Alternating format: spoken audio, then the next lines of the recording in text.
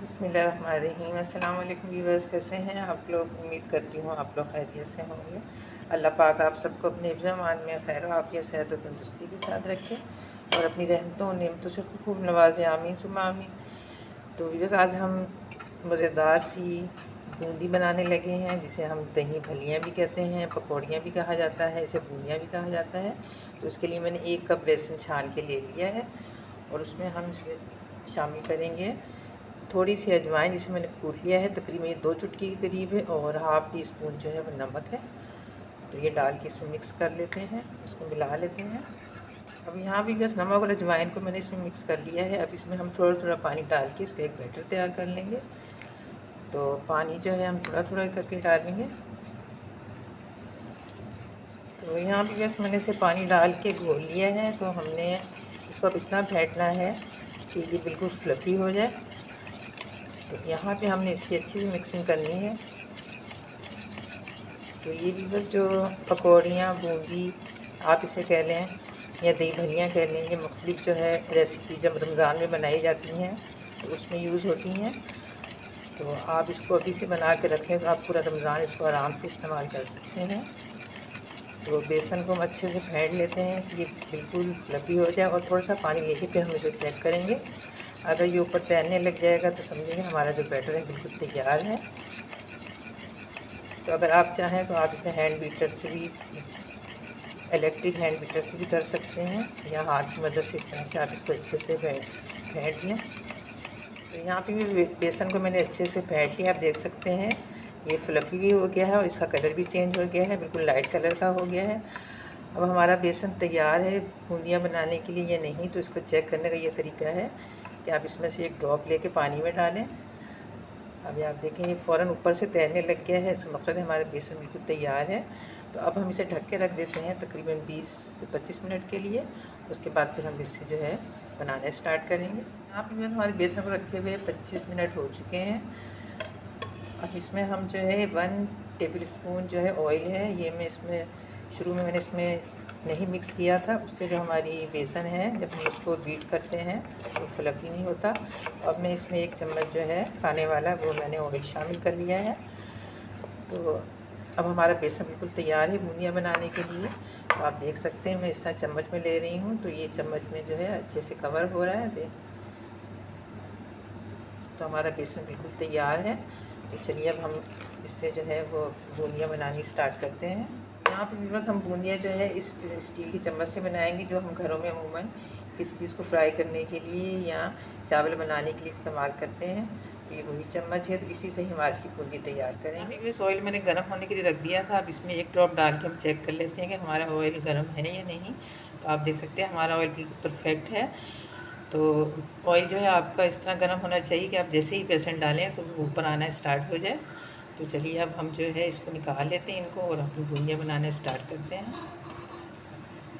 तो यहाँ पे व्यूअर्स, अगर आपको गोल बूंदी चाहिए तो आपको चम्मच को थोड़ा सा अपनी जो बर्तन है उससे ऊंचा रखना पड़ेगा, और अगर आपको लंबी शेप में चाहिए तो फिर चम्मच को थोड़ा नीचा रखना पड़ेगा।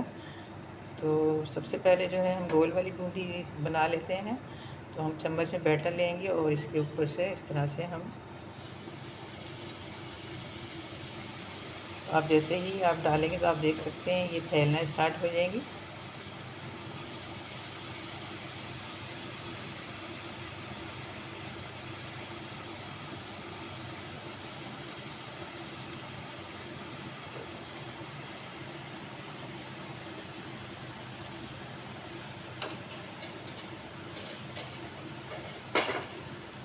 और जब आप देखेंगे साइडों की थोड़ा इसका कलर चेंज हो गया है, तो फिर आप इसको जो है इस तरह से एक दफ़ा हिला लें।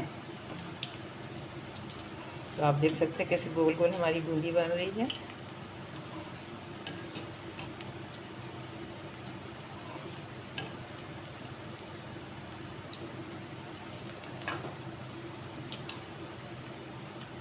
तो इसको जो है तकरीबन 3 से 4 मिनट लगते हैं इसको फ्राई होने में। तो अब ये वाला बैच में निकाल लेती हूँ, ये फ्राई हो चुकी है।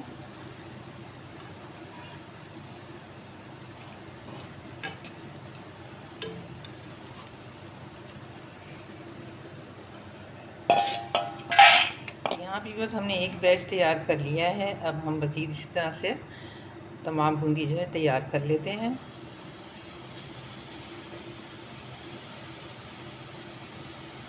तो बूंदी को बनाते वक्त आपका जो ऑयल है वो एकदम गर्म होना चाहिए कि जैसे ही आप इसमें बूंदी डालें तो फ़ौरन से जो है ऊपर आ जाए।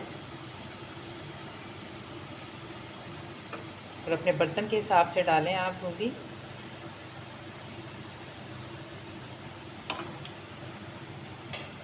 और जैसे ही साइडों से आप देखें कि ये इसका कलर चेंज हो गया है तो फिर आप इसको मिक्स कर दें ऐसे करके।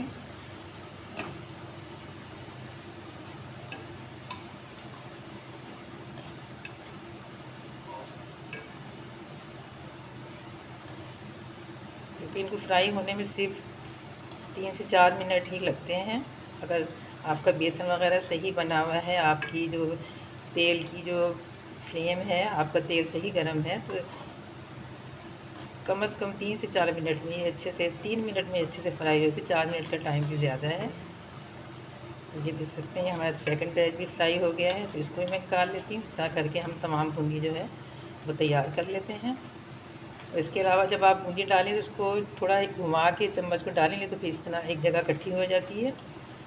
तो चलिए मैं इसे निकाल लेती हूँ और तमाम को हम इसी तरह तैयार कर लेते हैं। बस हमारी जो बूंदी है वो तैयार हो चुकी है, आप देख सकते हैं। एक दाना मैं आपको इसको तोड़ कर दिखाती हूँ कि ये देखें ये कितनी क्रिस्पी है। तो इसी तरह ये क्रिस्पी होनी चाहिए। और अगर आप इसको क्रिस्पी नहीं करेंगे, ये गीली गीली रहेगी तो ये जल्दी ख़राब हो जाएगी। इस तरह बना के आप इसको लंबे अरसे के लिए स्टोर कर सकते हैं। तो आप इसको ढक के 1-2 दिन पंखे पे ऐसे फैला के रख दें ताकि बिल्कुल खुश्क हो जाए। उसके बाद आप इसे किसी बर्तन में एयर टाइट जार में या शॉपर्स में जो है बंद करके रख लें। तो ये काफ़ी अर्से तक ख़राब नहीं होती और आप इसको आराम से पूरे रमज़ान जो है इस्तेमाल कर सकते हैं। तो बस उम्मीद करती हूँ आपको हमारी आज की ये रेसिपी ज़रूर पसंद आई होगी। अगर आपको हमारी आज की रेसिपी पसंद आई है तो हमारी इस वीडियो को खूब लाइक और शेयर करें अपने अहबाब दोस्त साथियों के साथ। और हमारे चैनल को भी ज़रूर सब्सक्राइब करें और घंटी के बटन को भी ज़रूर प्रेस करें ताकि आने वाली नई वीडियो की नोटिफिकेशन आपको सबसे पहले मिल सके।